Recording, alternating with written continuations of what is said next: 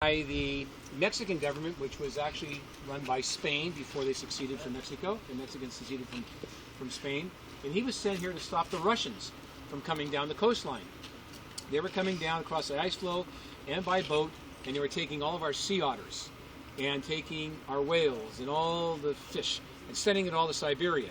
So General Vallejo was sent here to put his fort where you guys were today. You probably saw it right next to the mission on the plaza.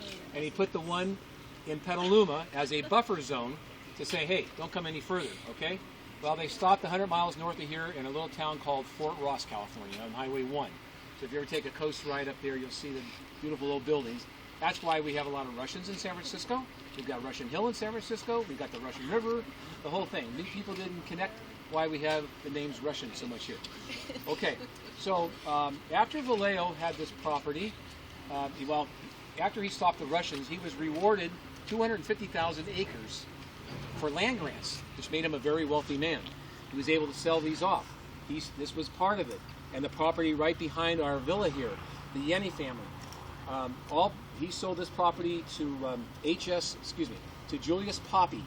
Julius Poppe made all his money selling tobacco and cigarettes to all the gold rushers in the 1849 gold rush. He was from San Francisco, and all the secondary guys, the Levi Strausses, all the people who did all the other things, they were all made the money. The guys panning for gold didn't make anything. So anyway, Julius Poppe built our beautiful home here in 1851. So that's where our main dining or tasting room is, and our offices are all upstairs. My office, the special events office, and the club manager's office are all in one of the bedrooms. So it's we work out of a kind of cozy little hokey little place here. Okay, now after Poppe owned it, he sold it to a guy by the name of Patton S. Salt, H.S. Salt Esquire. H.S. Salt Esquire brought the first fish and chips into the United States. Gave from England, started in Marin County, franchised it all over California, became a very wealthy man, then became a very poor man because he made terrible investments. So he ended up selling this property, or the bank took it over, and it was sold to the Kleins on a bank auction in 1989.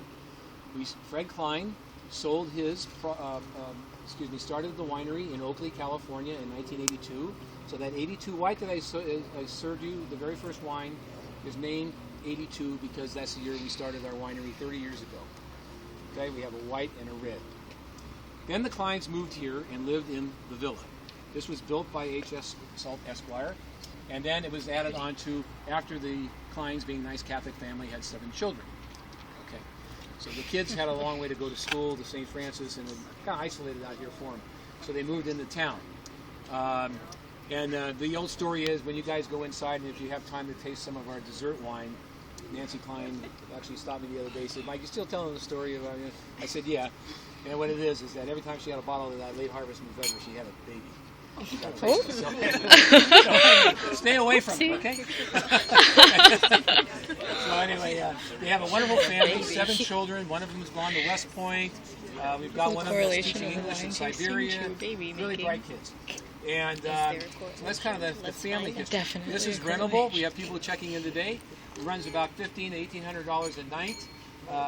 4 bedrooms, sleeps about 10 people. We also have a villa in Italy, Cortina, Italy, called